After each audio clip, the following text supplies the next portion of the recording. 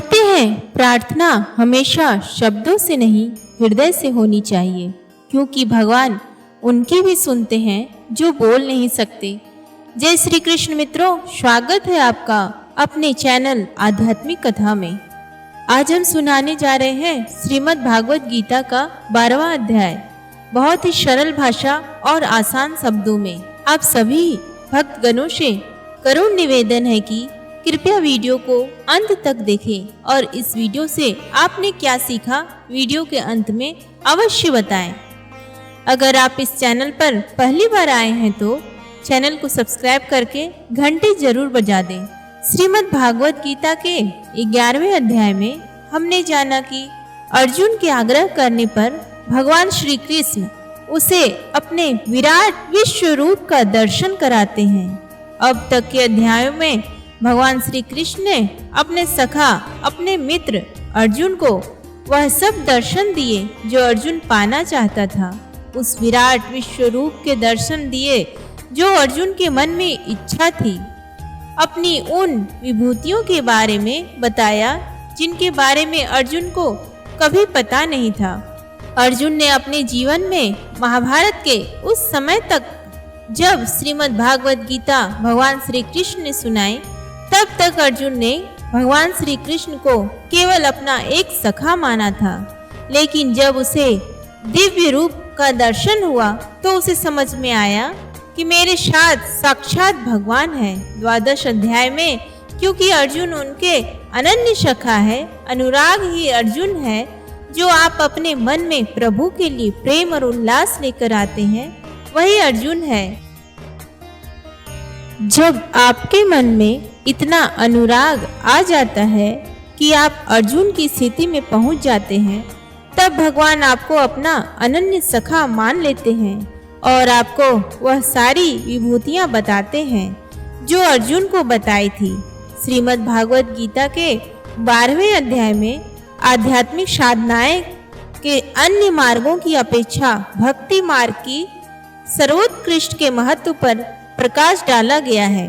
अर्थात इस अध्याय में भगवान भक्त और भक्ति के महत्व को उजागर करते हैं। इस अध्याय में हम जानेंगे कि अपने लक्ष्य पर कैसे अडिग रह सकते हैं। एक विद्यार्थी को विद्यार्थी जीवन में क्या करना चाहिए, तो चलिए विस्तार से जानते हैं श्रीमद् भागवत गीता के 12वें अध्याय से मिलने वाली सीख और शिक्षाओं के बारे में।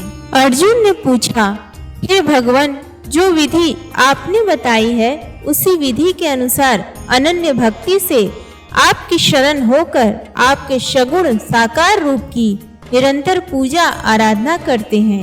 अन्य जो आपकी शरण ना होकर अपने भरोसे आपके निर्गुण निराकार रूप की पूजा आराधना करते हैं, इन दोनों प्रकार के योगियों में किसे अधिक पूर्ण सिद्ध योगी माना जाए। श्री भगवान कहा, हे अर्जुन, जो मनुष्य मुझ में अपने मन को स्थिर करके निरंतर मेरे सगुण साकार रूप की पूजा में लगे रहते हैं और अत्यंत श्रद्धा पूर्वक मेरे दिव्य स्वरूप की आराधना करते हैं, वह मेरे द्वारा योगियों में अधिक पूर्ण सिद्ध योगी माने जाते हैं। लेकिन जो मनुष्य मन बुद्धि के चिंतन से परे परमात्मा के अविनाशी, सर्वव्यापी, अकल्पनीय, निराकार, अचल स्थित स्वरूप की उपासना करते हैं, वह मनुष्य भी अपनी सभी इंद्रियों को वश में करके सभी परिस्थितियों में समान भाव से और सभी प्राणियों के हित में लगे रहकर मुझे ही प्राप्त होते हैं। अव्यक्त निराकार स्वरूप के प्रति आसक्त मन वाले मनुष्यों को परमात्मा की प्राप्ति अत्यधिक कष्टपूर्ण होती है, क्योंकि जब तक शरीर द्वारा कर्तापन का भाव रहता है तब तक अव्यक्त परमात्मा की प्राप्ति दुखप्रद होती है। परंतु हे अर्जुन, जो मनुष्य अपने सभी कर्मों को मुझे अर्पित करके मेरी शरण होकर अनन्य भाव से भक्ति योग में स्थित होकर निरंतर मेरा चिंतन करते हुए मेरी आराधना करते हैं, मुझ में स्थिर मन वाले उन मनुष्यों का मैं जन्म मृत्यु रूपी संसार सागर से अति शीघ्र ही उद्धार करने वाला होता हूँ। हे अर्जुन, तू अपने मन को मुझ में ही स्थिर कर और मुझ में ही अपनी बुद्धि को लगा। इस प्रकार तू निश्चित रूप से मुझ में ही सदैव निवास करेगा, इसमें किसी प्रकार का संदेह नहीं है। हे अर्जुन, यदि तू अपने मन को मुझ में स्थिर नहीं कर सकता है तो भक्ति योग के अभ्यास द्वारा मुझे प्राप्त करने की इच्छा उत्पन्न कर। यदि तू भक्ति योग का अभ्यास भी नहीं कर सकता है तो केवल मेरे लिए कर्म करने का प्रयत्न कर। इस प्रकार तू मेरे लिए कर्मों को करता हुआ मेरी प्राप्ति रूपी परम सिद्धि को ही प्राप्त करेगा। यदि तू मेरे लिए कर्म भी नहीं कर सकता है तो मुझ पर आश्रित होकर सभी कर्मों के फलों का त्याग करके समर्पण के साथ आत्मस्थित महापुरुष की शरण ग्रहण कर। उनकी प्रेरणा से कर्म स्वतः ही होने लगेगा। बिना समझे मन को स्थिर करने के अभ्यास से ज्ञान का अनुशीलन करना श्रेष्ठ है। ज्ञान से ध्यान श्रेष्ठ समझा जाता है और ध्यान से सभी कर्मों के फलों का त्याग श्रेष्ठ है, क्योंकि ऐसे त्याग से शीघ्र ही परम शांति की प्राप्ति होती है। जो मनुष्य किसी से द्वेष नहीं करता है, सभी प्राणियों के प्रति मित्र भाव रखता है, सभी जीवों के प्रति दया भाव रखने वाला है, ममता से मुक्त, मिथ्या अहंकार से मुक्त, सुख और दुख को समान समझने वाला और सभी के अपराधों को क्षमा करने वाला है।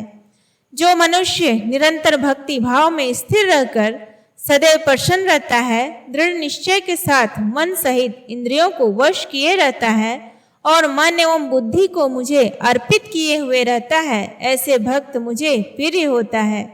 जो मनुष्य ना तो किसी के मन को विचलित करता है और ना ही अन्य किसी के द्वारा विचलित होता है, जो हर्ष, संताप और भय चिंताओं से मुक्त है, ऐसा भक्त भी मुझे प्रिय होता है। जो मनुष्य किसी भी प्रकार की इच्छा नहीं करता है, जो शुद्ध मन से मेरी आराधना में स्थित है, जो सभी कष्टों के प्रति उदासीन रहता है और जो सभी कर्मों को मुझे अर्पण करता है, ऐसा भक्त मुझे प्रिय होता है। जो मनुष्य ना तो कभी हर्षित होता है, ना ही कभी शोक करता है, ना ही कभी पछताता है और ना ही कामना करता है, जो शुभ और अशुभ सभी कर्म फलों को मुझे अर्पित करता है, ऐसी भक्ति में स्थित भक्त मुझे प्रिय होता है। जो मनुष्य शत्रु और मित्र में, मान तथा अपमान में समान भाव में स्थित रहता है, जो सर्दी और गर्मी में, सुख तथा दुख आदि द्वंद्वों में भी समान भाव में स्थिर रहता है और जो दूषित संगति से मुक्त रहता है, जो निंदा और स्तुति को समान समझता है, जिसकी मन सहित सभी इंद्रियां शांत है, जो हर प्रकार की परिस्थिति में सदैव संतुष्ट रहता है और जिसे अपने निवास स्थान में कोई आसक्ति नहीं होती है, ऐसा स्थिर बुद्धि के साथ भक्ति में स्थित मनुष्य मुझे प्रिय होता है। परंतु जो मनुष्य इस धर्म रूपी अमृत का ठीक उसी प्रकार से पालन करते हैं जैसा मेरे द्वारा कहा गया है और जो पूर्ण श्रद्धा के साथ मेरी शरण ग्रहण किए रहते हैं, ऐसी भक्ति में स्थित भक्त मुझको अत्यधिक प्रिय होते हैं। इस प्रकार उपनिषद, ब्रह्म विद्या तथा योग शास्त्र रूप श्रीमद् भागवत गीता के श्री कृष्ण अर्जुन संवाद में भक्ति योग नाम का 12वां अध्याय संपूर्ण हुआ। प्रेम से बोलिए श्री कृष्ण भगवान की जय।